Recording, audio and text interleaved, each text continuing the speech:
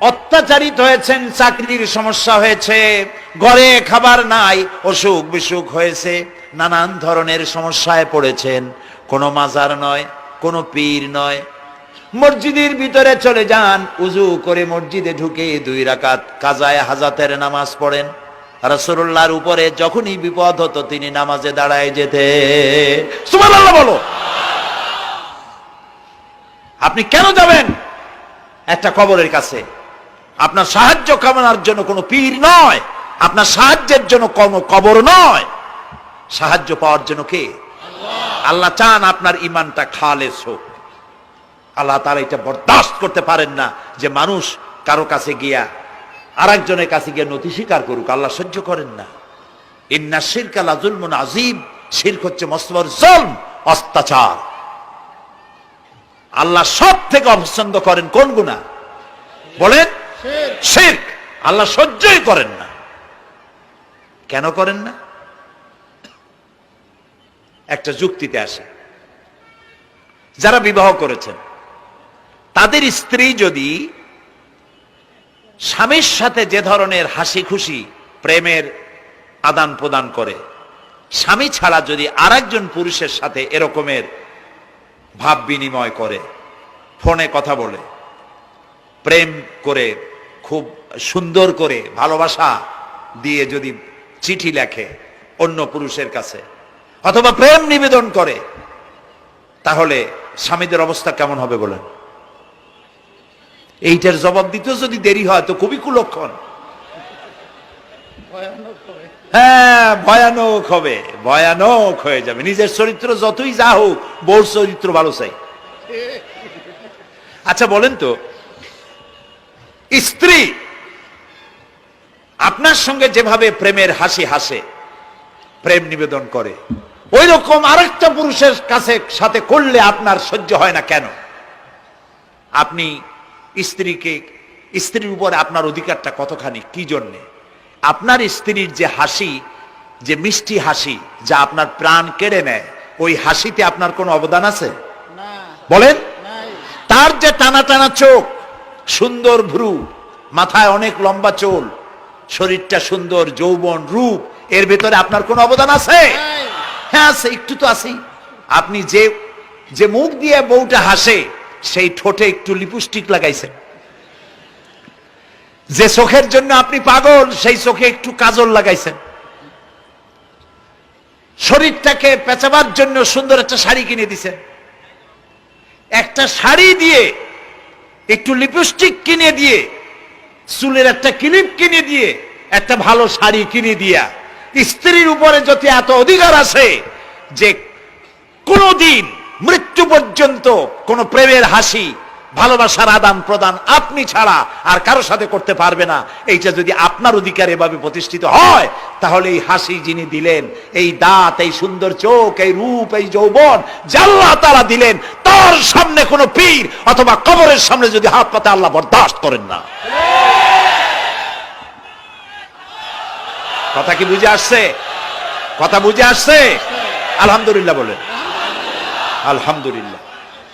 বুঝলেই আমাদের কষ্ট সার্থক। আলহামদুলিল্লাহ বলুন। আমরা যেন আল্লাহরে চিনতে পারি, বুঝতে পারি। আমার বিশ্বাস করুন, কোরআন আমার সামনে, আল্লাহর কসম, কোন জীবিত পীর, কোন মৃত্যু পীর আমার ভাগ্যের ভালো বা মন্দ করার কোন অধিকার রাখে না, রাখে না, রাখে না। কোন পীর ফু দিয়ে আমার ভাগ্যকে ভালো বানাই দিতে পারবে না, পারবে না, এবং আমার একটা চুলও বাঁকাও করতে পারবে না। খাইরিহি ওয়া শাররিহি মিনাল্লাহ তাআলা। আমার ভালো, আমার মন্দ করার একমাত্র মালিক কে? আল্লাহ। এক আঙ্গুল আকাশের দিকে উঁচু করে চিৎকার দিয়ে বলুন, কে? আবার বলেন, আবার বলেন, আবারও বলুন। হাত নামান।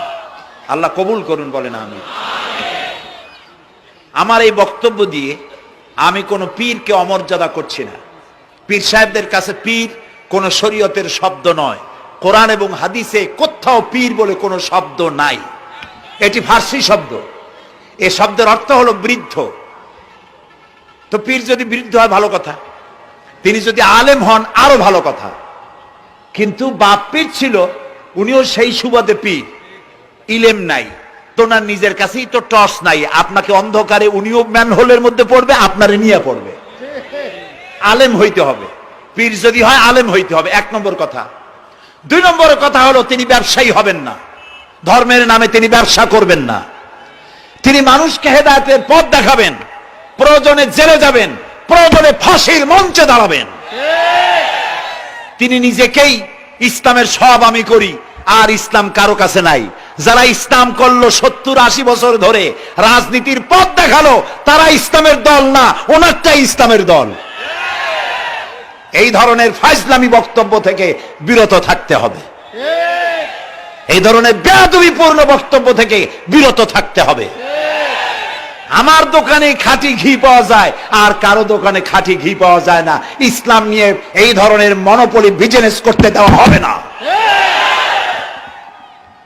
প্রিয় ভাই সব, আমরা পীর সাহেবদের চিনি। পীর ছিলেন শাহজালাল রহমতুল্লাহ আলাইহি, সুবহানাল্লাহ। যুদ্ধ করা লাগে না, আজান দিয়েছেন, মূর্তির মাথা ভাঙ্গা চুর চুর হয়ে পড়ে গিয়েছে। গৌর গোবিন্দ পলায়া কুল পায় নাই। লোকেরা যায় তার মাজারে গিয়ে গজাল মাছ জিয়ারত করে আসে, কিন্তু তরবারিটা দেখে আসে না। দোধারি তরবারি এখনো আছে, সুবহানাল্লাহ বলেন। পীর ছিলেন হযরতে বাহাউদ্দিন নকশবন্দি, মুজাদ্দিদ আল ফিসানি রহমতুল্লাহ আলাইহি, বড় পীর আব্দুল কাদের জিলানী রহমতুল্লাহ আলাইহি, খাজা মুঈনুদ্দিন চিশতি রহমতুল্লাহ আলাইহি, শাহজাহান আলী রহমতুল্লাহ আলাইহি। কত ওলিউল্লাহর মাজার দিয়ে আমার দেশ ভরা, আলহামদুলিল্লাহ কর। এরা একদিকে মানুষকে মুরিদ বানায়া মুরিদের টাকা দিয়ে নিজেদের পকেট ভরেন নাই। ওনারা এরকম করতেন না, এইরকম করতেন। আর রাসূলুল্লাহ বলেছেন এই রকমের হাতের মর্যাদা নাই, এই হাতের মর্যাদা। আমি পীর দেখছিলাম, বাইতুল শরীফের পীর হযরত শাহ আব্দুল জব্বার সাহেব, আল্লাহ তাআলা জান্নাতুল ফেরদাউসের মেহমান বানায়নি। এই বাংলাদেশে শত শত মসজিদ, মাদ্রাসার এতিমখানা তৈরি করে গেছেন, সুবহানাল্লাহ। বৃষ্টির মৌসুমে চট্টগ্রামের বাড়ি তার, 14 বছর মাদ্রাসায় ওয়াজিদিয়া চট্টগ্রামে 14 বছর বুখারী শরীফ পড়িয়েছেন। কি মানের আলেম, খালি পীর না। মুরিদরা যত টাকা দিত, এই টাকা দিয়ে বড় বড় মাদ্রাসা মসজিদ করেছেন। আর বৃষ্টির সময় সাথী সঙ্গী নিয়ে বস্তি এলাকায় যেতেন, পলিথিন দিয়া ছাওয়া, বাচ্চা আর তার স্বামী নিয়ে কাতরায় এক কোনায় বসে আছে, খাবার নাই, চাউল নাই, অসুস্থ, তাদের চাউল দিয়ে আসতেন, তাদের রান্না করার শাকসবজি দিয়ে আসতেন, ওষুধ দিয়ে আসতেন, হাড়ি পাতিল দিয়ে আসতেন। বন্যা হলে, তুফান হলে টাকা উজাড় করে যা মুরিদরা দিত সবগুলি উজাড় করে মানুষের খেদমত করতেন, সুবহানাল্লাহ। কাজী যারা জামায় অনেকগুলো পকেট সমানে নিতে থাকে আর ভরতে থাকে, এইভাবে করে এই ব্যবসায়ীদেরকে পরিত্যাগ করতে হবে। পীর হচ্ছে ওই সমস্ত লোক যারা নাকি ধর্মের নামে ব্যবসা করে না, বরং আল্লাহর দ্বীনকে প্রতিষ্ঠা করার জন্য কথা বলে। প্রিয় ভাই সব, আমাদের জেহেন সাফ করতে হবে, পরিষ্কার করে বুঝতে হবে আমার ভালো আমার মন্দ কে করতে পারেন? আল্লাহ। সম্রাট শাহজাহান নাম শুনেছেন? কোথার বাদশা বলেন? দিল্লির সম্রাট। সম্রাট শাহজাহান পৃথিবী জোড়া নাম তার। কবি বলছেন, শাহনে জাহাं को जिन्हें फख्र से देते थे बाज, वाज कब्र में है सूरह अलहम्दु की मोहताज।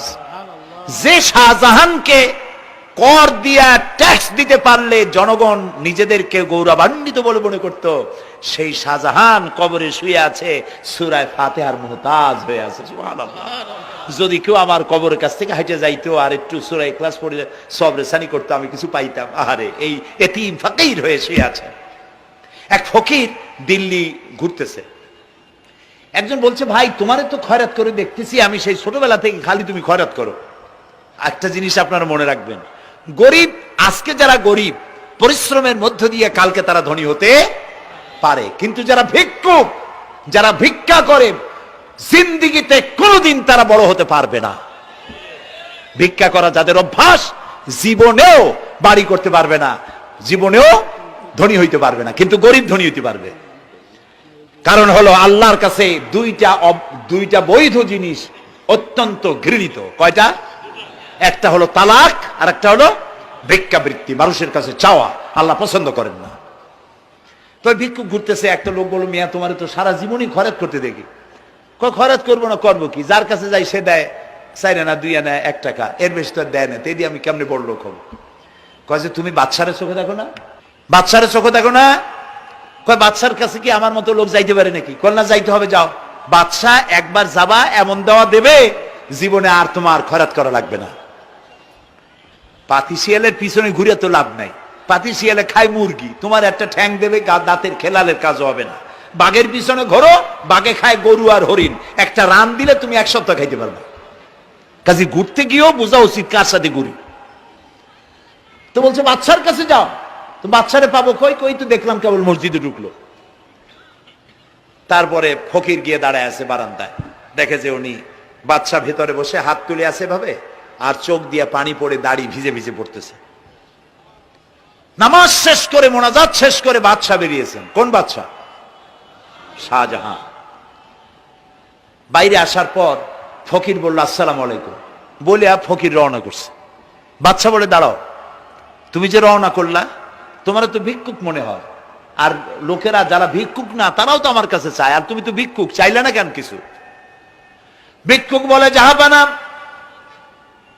আমি কিছু চাইতে এসেছিলাম আপনার কাছে, কিন্তু আপনার করুণ অবস্থা দেখে আমার জ্ঞানের চোখ খুলে গিয়েছে। আমি দেখতে পেলাম আমি যার কাছে চাইতে এসেছি, আমি তো কান্দি না, হাতও পাতি নাই। যার কাছে চাইতে আসতাম দিল্লির সম্রাট, আবার কোন সম্রাটের কাছে হাত পেতে ভিক্ষুকের মতো কি জানি চায়, আর চোখ দিয়া পানি পড়ে দাড়ি ভিজে ভিজে পড়ছে। আমার জ্ঞানের চোখ খুলে গেছে, দুনিয়ার বাদশার কাছে আর চাইবো না। বাদশা কান্দে যে বাদশার কাছে, তার কাছেই চাইবো।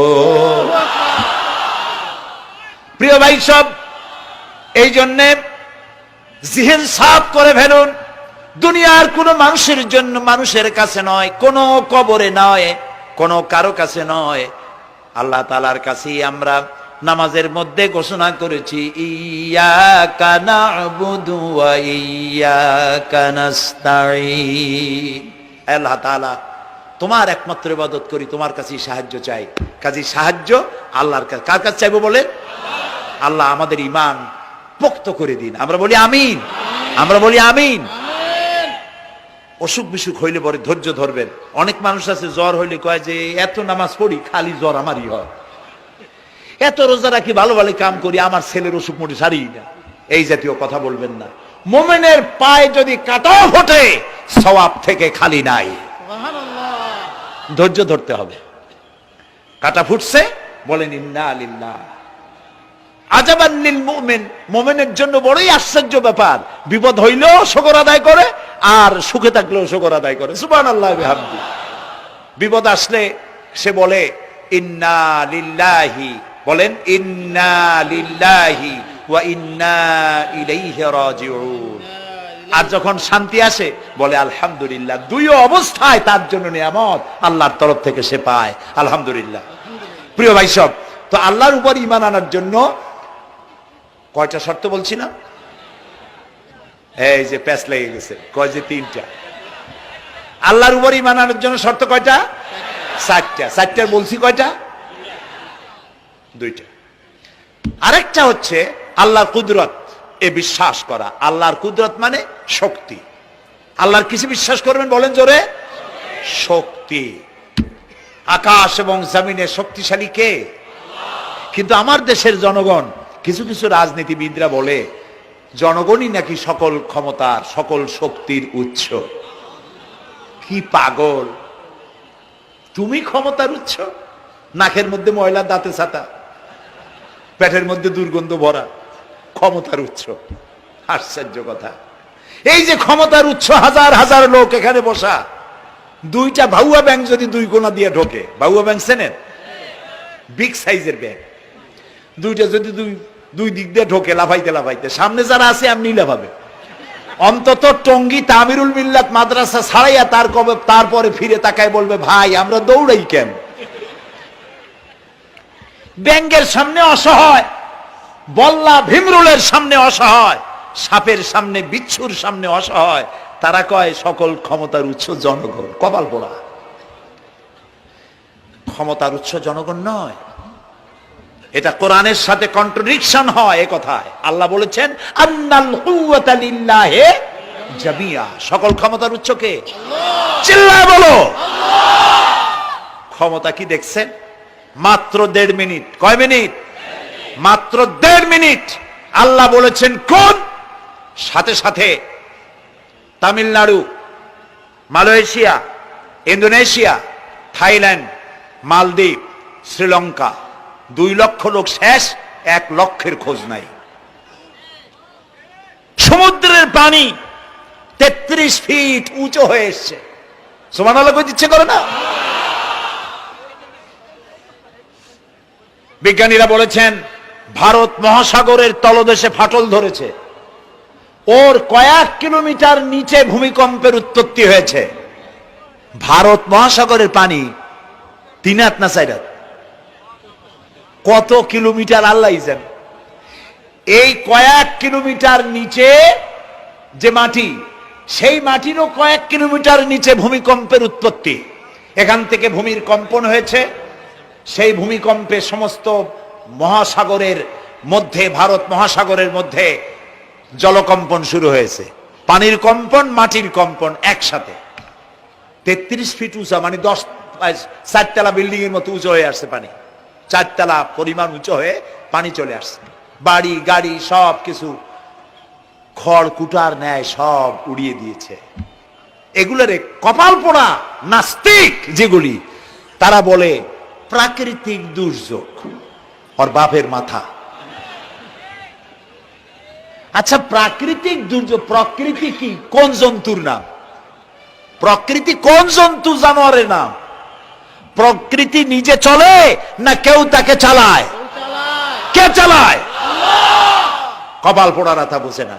বিশ্ববিদ্যালয়ের শিক্ষক হয়েছে তো, আল্লাহ দিয়ে আসি কোথায়? তবে সব খারাপ না, ভালো আছে আলহামদুলিল্লাহ। কিছু আছে কপাল পোড়া। বিশেষ করে শান্তিনিকেতনে যারা পড়াশোনা করে আসে, সাহিত্য চর্চা করে, এই সাহিত্য চর্চা করতে করতে এক পর্যায়ে কপাল পুড়ে যায়। আল্লাহরে চিনতে পারে না, সব চেনে আল্লাহরে চেনে না। আল্লাহ এখন চিনাইতেছে ভালো করে। প্রিয় ভাই, সব কওমে আদ, কওমে সামুদ, এগুলিকে আল্লাহ তারা ধ্বংস করেছেন। কিয়ামতের আগে এই যে 7টা আকাশ, এই আকাশ সম্পর্কে অবিশ্বাসীরা তারা বলেছে আকাশ বলতে কিছুই নেই, এটা নাকি অনেক দূরে, তাই নীলা নীলে দেখা যায়। কি কপাল পোড়া চিন্তা করেন, নীলা নীলা দেখা যায়। এই আকাশ মহাশূন্য। এই আকাশগুলিকে, আকাশ কয়টা? কয়টা স্তর? 7টা। এগুলি কাতাইয়ে সিজিল্লিল কুতুব। কোরআনে কারিমে আল্লাহ তাআলা বলেছেন কিতাবের পৃষ্ঠার মতো কিয়ামতের আগে একটার পর একটা ঠাস ঠাস করে পড়বে, ভেঙে চুরে চুরমার হয়ে যাবে। ওয়াইদাল বিহারু ফুজ্জিরাত, আল্লাহ তাআলা বলছেন ইদাস সামাউ ফাতারাত ওয়াইদাল কাওয়াকিবু ইনতাসারাত ওয়াইদাল বিহারু ফুজ্জিরাত। আকাশের তারকাসমূহ বিক্ষিপ্ত হয়ে পড়বে। অসংখ্য তারকারাজি, বিশাল বিশাল তারকা বিক্ষিপ্ত হয়ে পড়বে। চন্দ্র সূর্য একটার সাথে আরেকটা ধাক্কা লেগে চাঁদ আর সূর্য আলো হারিয়ে ফেলবে, একাকার হয়ে যাবে। পাহাড়গুলো উঁচু করে আল্লাহ তাআলা জমিনের উপরে আছাড় মারবেন, কালিহিনিল মানফুস, তুলার মতো উড়ে চলে যাবে। সুবহানাল্লাহ বলবা না? কত বড় শক্তি আল্লাহ পাকের। ওয়াইদাল বিহারু ফুজ্জিরাত, সমুদ্র সমূহ বিদীর্ণ হয়ে যাবে। সমুদ্রে যত পানি আছে সমস্ত পানিগুলি নিঃশোষিত হয়ে যাবে মাটির তলায়, এবং সেখানে অগ্নুৎপত্তি হবে। কোরআনে কারিমে আল্লাহ বলে দিয়েছেন গোটা সমুদ্রগুলিতে আগুন জ্বলতে থাকবে। এগুলি কিয়ামতের আলামত। আল্লাহ পাকের অফুরন্ত মেহেরবানি। এই যে কানের কাছ দিয়ে গুলিটা চলে গেছে, কানে লাগে নাই। বাড়ির কাছ থেকে কিয়ামত হয়ে গেল, বাংলাদেশে আল্লাহ বাঁচাই দিলেন। সুবহানাল্লাহ বলো, আলহামদুলিল্লাহ বলে। আমাদের প্রতিবেশী দেশগুলিতে যেভাবে আঘাত লাগছে, ওর 1000 ভাগের 1 ভাগের আঘাত কয়েক সেকেন্ড যদি বাংলাদেশে হতো, আমাদের সব অপরিকল্পিত শহর, রাজুক পারমিশন দিয়েছে 3 তলার, করা হয়েছে 7 তলা। এইভাবে অপরিকল্পিত যত বিল্ডিং আছে এগুলি পচা সিমেন্ট দিয়ে, পচা ইট দিয়ে তৈরি করা হয়েছে। 2-3 সেকেন্ডের ভূমিকম্প যথেষ্ট এই শহর লন্ডভন্ড করে দেওয়ার। অসংখ্য মানুষ মারা যাবে, অসংখ্য বাড়িঘর শেষ হয়ে যাবে। এদেরকে রেস্কিউ করার মতো মডার্ন ইকুইপমেন্টসও গভর্নমেন্টের কাছে নাই। এজন্য আল্লাহর কাছে সেজদা দিয়া গুনার তওবা করতে হবে, আল্লাহ আমাদের মাফ করে দাও, আমার এই গরিব দেশটাকে কিয়ামত পর্যন্ত এই গজব থেকে বাঁচাও। প্রিয় ভাই সব, আল্লাহ তাআলার ক্ষমতার ওয়াজ আমি আজ করতে পারবো না, অনেক লম্বা হয়ে যাবে। কারণ আমাকে 3টা পুঁজির কথা তো কমসে কম বলতেই হবে, অল্প করে হলেও। শুনবেন তো? আল্লাহ তৌফিক দিক, বলেন আমিন। তো আল্লাহ তাআলার ক্ষমতায় বিশ্বাস করা, তার প্রচন্ড ক্ষমতা, যা খুশি তাই বলেন করতে পারেন। মরাকে জিন্দা, জিন্দাকে মারতে পারেন, মরুভূমিতে ফুল ফুটাতে পারেন। সুবহানাল্লাহ, যা খুশি তাই করতে পারেন। এই শক্তি সহকারে আল্লাহকে বিশ্বাস করতে হবে। 4র্থ নম্বরে আল্লাহর হুকুম এবং হাকাম, আদেশ নিষেধ। আমি আল্লাহরে বিশ্বাস করি, এই কথার কোনো দাম নাই যদি তার আদেশ না মানি। এই কথার কোনো দাম নাই যদি তার নিষেধকে আমি আমার জীবনে প্রত্যাহার না করে চলতে পারি। মুসলমান বলে দাবি করার কোনো মূল্য নেই। একদিকে নামাজ পড়ি, আর একদিকে ওজনে কম দেয়, খাদ্যে ভেজাল দেয়, বেপরদা করি, মিথ্যা কথা বলা হয়, ওজনে কম দেয়, খাদ্যে ভেজাল দেয়, জমিনের আইল ঠালে আমানতের খেয়ানত করে, আল্লাহর হুকুম মানা হলো না, রসুলের আদেশ মানা হলো না। আল্লাহর উপর ঈমান আনার জন্য 4র্থ শর্ত হচ্ছে আল্লাহ যা বলেছেন মাথা নত করে মেনে নিতে হবে, বলতে হবে সামি'না ওয়া আতা'না। বলেন সামি'না ওয়া আতা'না, শুনলাম আর মেনে নিলাম। বলেন তো জোরে, শুনলাম আর মেনে নিলাম। সুবহানাল্লাহ বলেন। মুমিনেরা এই প্রশ্নই করবে না মদ হারাম কেন, মুমিনেরা এই প্রশ্নই করবে না জুয়া হারাম কেন, মুমিনেরা এই প্রশ্নই করবে না জেনা হারাম কেন। একটাই জবাব, মদ হারাম কেন? আল্লাহ হারাম করেছেন তাই হারাম। জেনা হারাম কেন? আমার আল্লাহ হারাম করেছেন তাই হারাম। জুয়া হারাম কেন? আমার আল্লাহ হারাম করেছেন তাই হারাম। কোন যুক্তি নাই। যুক্তির, আল্লাহর নিষিদ্ধ জিনিসে যুক্তি তালাশ করে কেবলমাত্র শয়তান। আল্লাহর আদেশ নিষেধের যুক্তি তালাশ করে কে? শয়তান। মুমিনের কাজ হলো সামি'না, বলেন, ওয়া আতা'না, শুনলাম আর মানলাম, বাস, শেষ কথা, খালাস। এই গেল 4টি শর্ত পুরো হয়ে গেল। এই 4টি শর্ত যদি পূরণ করতে পারি তাহলে আল্লাহরে বিশ্বাস করছি এটা প্রমাণিত হবে, এটা জাস্টিফাই হবে, এটা সত্যতা প্রমাণ হবে যদি আল্লাহ হুকুম মতো।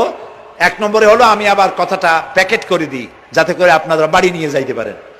আল্লাহর উপরে ঈমান এনেছি, এই কথাটাকে কমপ্লিট করার জন্য শর্ত কয়টা?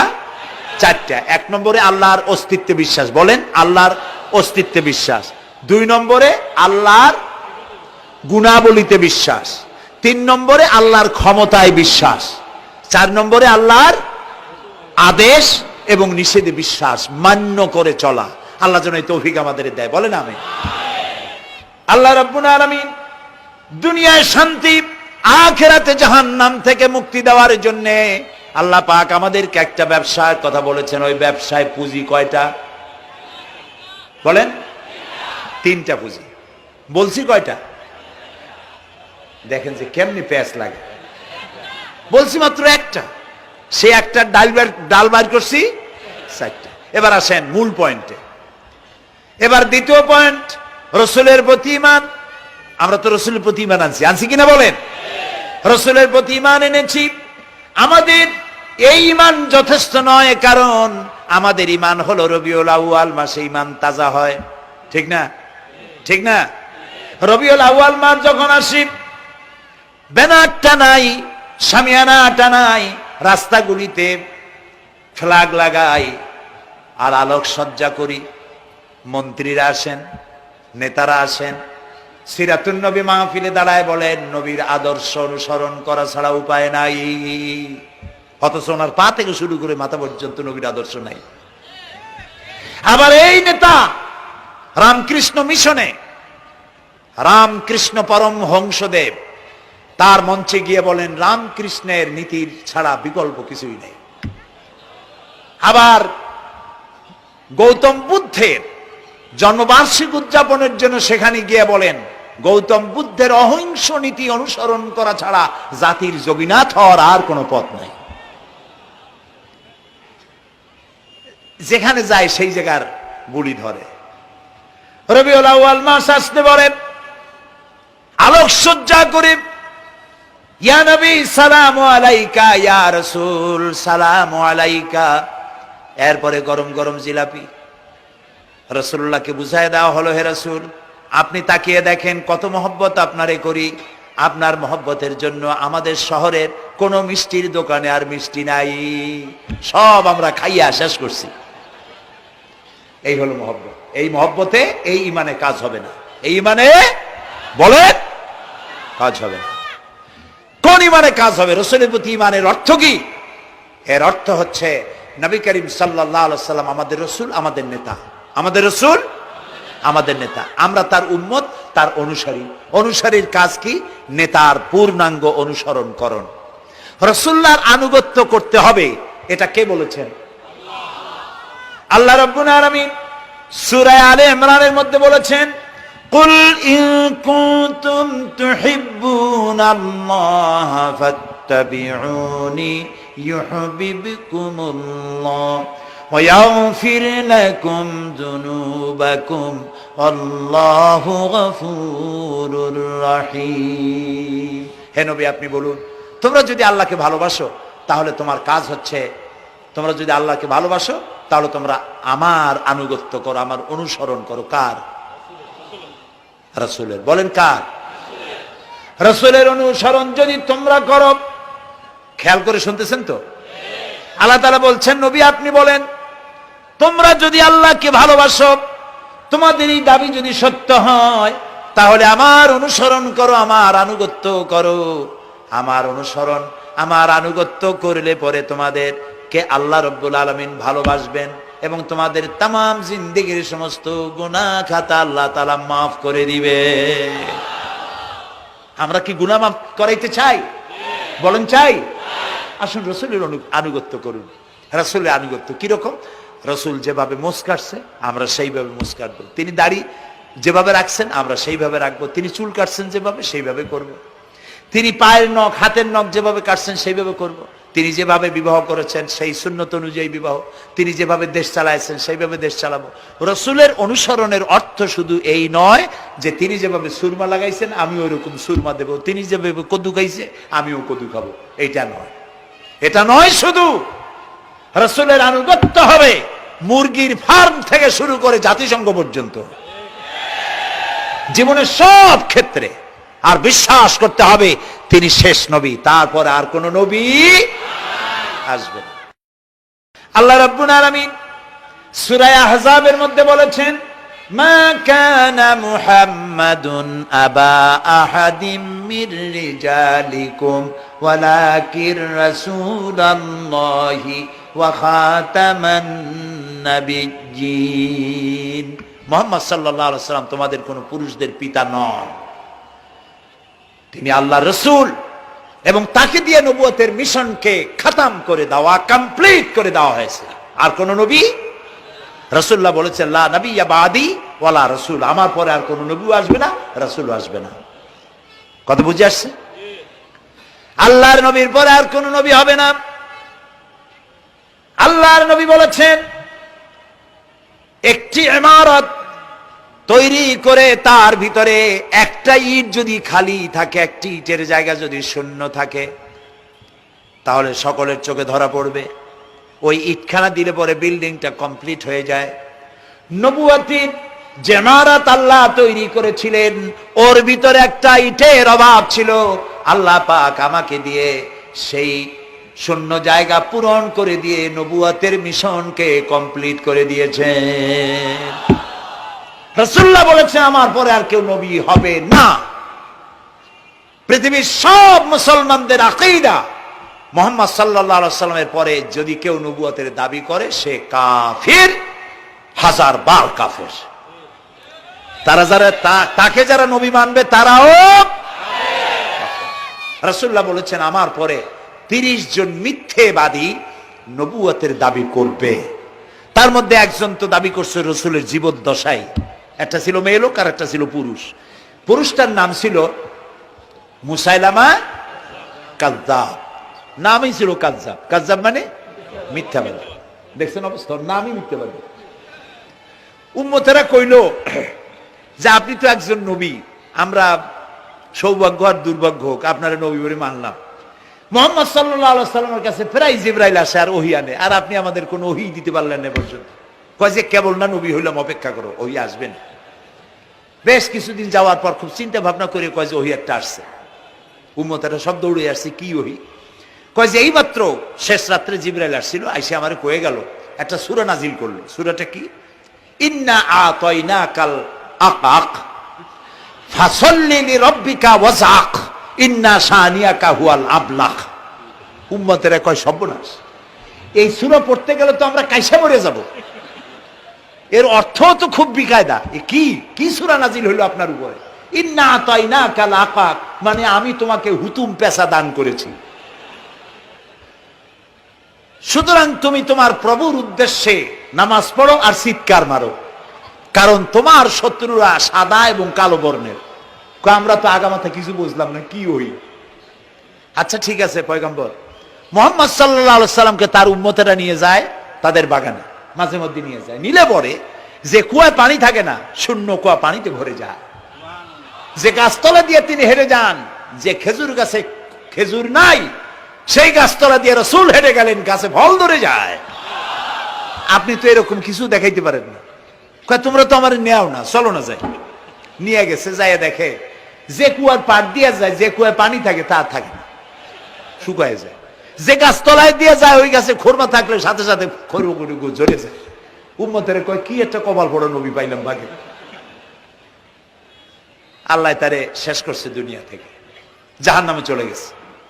সেই মহিলাটাও গেছে, সেও গেছে। রাসূলুল্লাহ বলেছেন এইরকম 30 জন মিথ্যাবাদী নবুয়তের দাবি করবে কিয়ামতের আগ পর্যন্ত। গোলাম আহমদ কাদিয়ানী, এ হলো ইতিহাসে আমরা যদ্দ পাই তার পর্যন্ত 28 জন হয়েছে। মুহাম্মদ সাল্লাল্লাহু আলাইহি সাল্লামের ইন্তেকালের পর ওকে নিয়ে হয়েছে 28 জন। কয়জন হইল? বাকি আছে কয়জন? তাই বলে কিয়ামত যে এই 2 জন হইলি আগামী বছর বা 5-6 বছরের মধ্যে কিয়ামত হবে ওইটা চিন্তা করেন না। এই পৃথিবীতে একটা লোক আল্লাহ শব্দ উচ্চারণ করার যদি থাকে কিয়ামত সে পর্যন্ত হবে না। সুবহানাল্লাহ। সুতরাং বহুত দেরি আছে কিয়ামতের। তবে ওর মতো আরো শয়তান 2 জন আসবে। গোলাম আহমদ কাদিয়ানী বলল আমি পয়গম্বর, আমি নবী, আমার উপরে ওহী আসে। তো তার সঙ্গে ওই যুগের বড় আলেম মাওলানা আতাউল্লাহ শাহ বুখারী রাহমাতুল্লাহ আলাইহি, তিনি বললেন আচ্ছা তুমি যে নবুয়তের দাবি করো এই শক্তি তুমি পাও কই? কয় যে আমার শক্তি তো কোরআন, কোরআনের মধ্যেই আছে আমার কথা। কোথায়? কয় সূরা সফের মধ্যে আছে, ইয়াতি মিন বাদি ইসমুহু আহমদ। ঈসা আলাইহিস সালাম আমার ব্যাপারে ফোরকাস্ট করেছেন, ভবিষ্যৎবাণী দিয়েছেন যে আমার